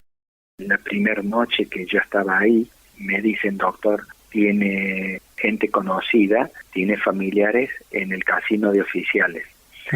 Mi señora y mi tío habían dado vuelta todo el día en la ciudad de Buenos Aires porque sabían que yo estaba vivo y que había llegado, pero no le querían dar información de dónde yo estaba. Sí. Le negaban totalmente la información. Gracias a mi tío le dijeron dónde yo estaba y bueno, le permitieron ir. Entonces cuando me dijeron, me dirigí al casino, que habrán sido 2 cuadras. Viste, cuando en las películas vos ves que caminás y parece que no caminás y te desesperás. Sí. Bueno, así estaba yo en ese momento. Creo que debe haber tenido una frecuencia cardíaca de 150 y quería llegar rápido al casino y no podía llegar. Hasta que llegué, abrí la puerta, entré y Fernando, te puedo asegurar que fue la emoción más grande de mi vida, ver a mi señora, ver a mi hijito, ver a mi tío. Nos abrazamos los 4 en un abrazo prolongado, en un abrazo que nadie hablaba, porque hay momentos que las palabras están de más. Hasta que rompimos un poquito ese silencio, nos sentamos y empezamos a hablar, a conversar, y más de una vez, pues sabes que yo me quería acordar de la cara de mi nene y me había olvidado de llevar una foto y no tenía foto, y no me podía acordar la cara de mi hijito. Era una desesperación muy grande la que yo tenía. Y bueno, ese fue un momento, te puedo asegurar, en que dije, bueno, acá yo me salvé, estoy vivo, me voy a poder volver a juntar con mi señora, con mi hijo, con todos mis amigos. Estuvimos charlando aproximadamente 1 hora, le dijeron que se tenían que retirar y bueno, nosotros nos tuvieron 2 días más en la escuela suboficiales. La gente de inteligencia nos hizo muchas preguntas, nos dijo que no podíamos dar ninguna información al respecto y nos despidió el jefe de la escuela suboficiales.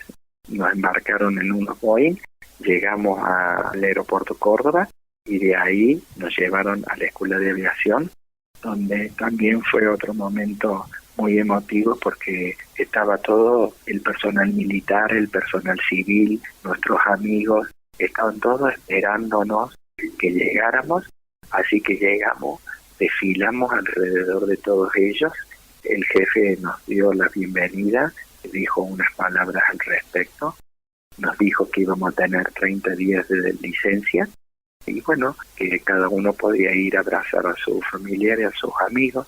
Y bueno, y ahí fue que yo me reencontré con todo el resto de amigos y que todos, como te digo, lo repetí y te decía antes, todos te querían ver, todos te querían saludar, todos te querían dar una palabra de aliento, todos te querían decir algo.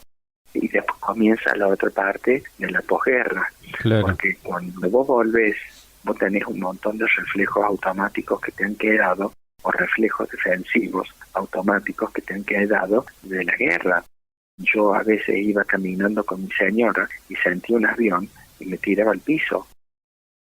A veces me despertaba soñando que estaban bombardeando y eso me pasó tal vez los primeros 3-6 meses, que en forma gradual y progresiva fueron yendo todas esas sensaciones que te quedan, ¿viste?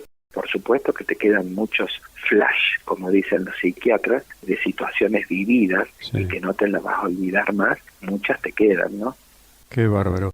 ¿Tuvieron apoyo psicológico, psiquiátrico en la fuerza? Buena pregunta, buena pregunta. Nadie de ninguna de las fuerzas tuvo nada.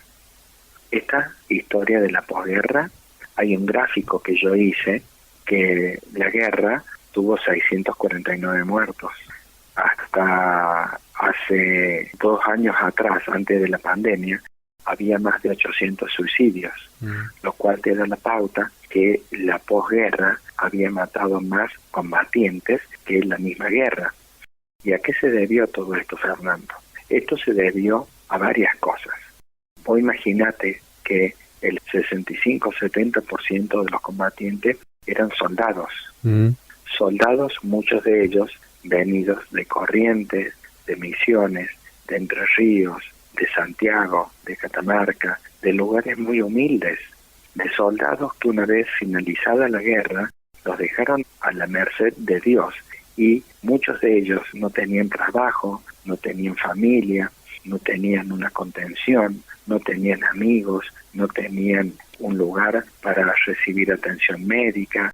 Muchos de ellos se volcaron al alcoholismo, a la drogadicción, y empezaron a aparecer los suicidios.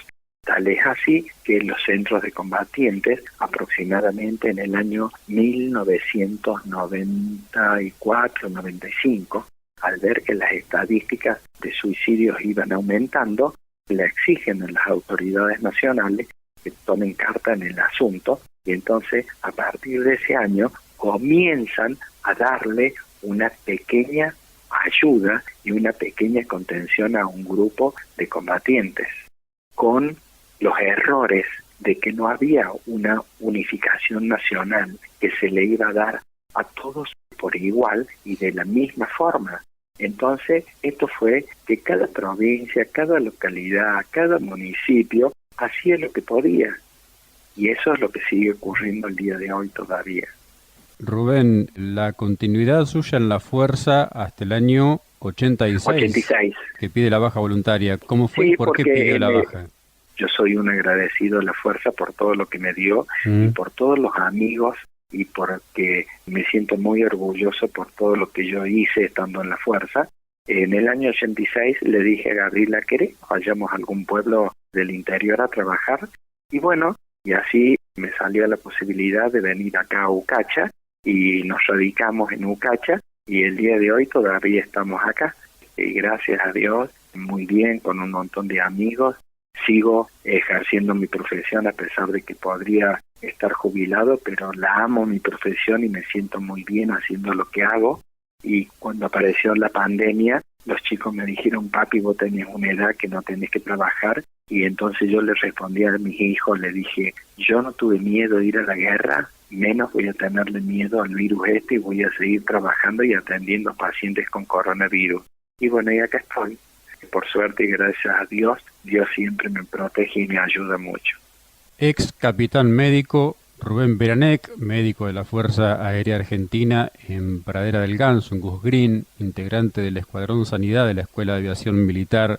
En nombre de Malvinas en primera persona, muchísimas gracias, no solo por contarnos su historia, sino por todo lo que ha aportado para lo que fue la campaña del Atlántico Sur y por lo que sigue aportando con cada uno de sus relatos.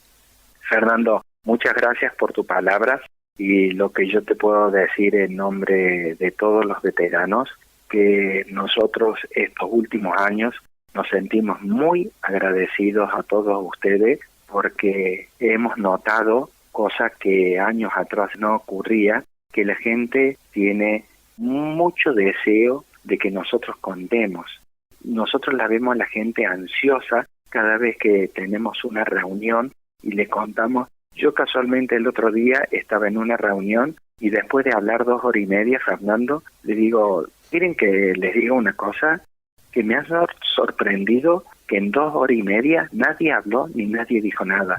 Entonces eso te da la pauta que el pueblo argentino quiere saber la verdad, y somos nosotros los únicos que tenemos esa obligación en honor a los caídos por Malvinas, que ofrendaron su vida y dejaron su vida defendiendo los colores celeste y blanco. Entonces, nosotros en reconocimiento a todos ellos tenemos la obligación de contarle a todos ustedes, y no solamente contarle, sino que tratar de que esto se haga cada vez mayor. Mira, Fernando, a veces voy a los colegios y le digo a las maestras, ¿quién fue el primer gobernador de las Islas Malvinas? Y nadie lo sabe. Entonces, ¿cómo vamos a querer algo que nunca lo conocemos? Entonces, en la medida que nosotros hagamos conocer lo que son las Malvinas y por qué son nuestras, es como la vamos a querer y la vamos a defender cada vez más, sabiendo que lo único que nos une es nuestra hermosa celeste y blanca. Le mando un abrazo enorme y nuevamente muchas gracias, Rubén. Fernando, un abrazo y nos mantenemos en contacto.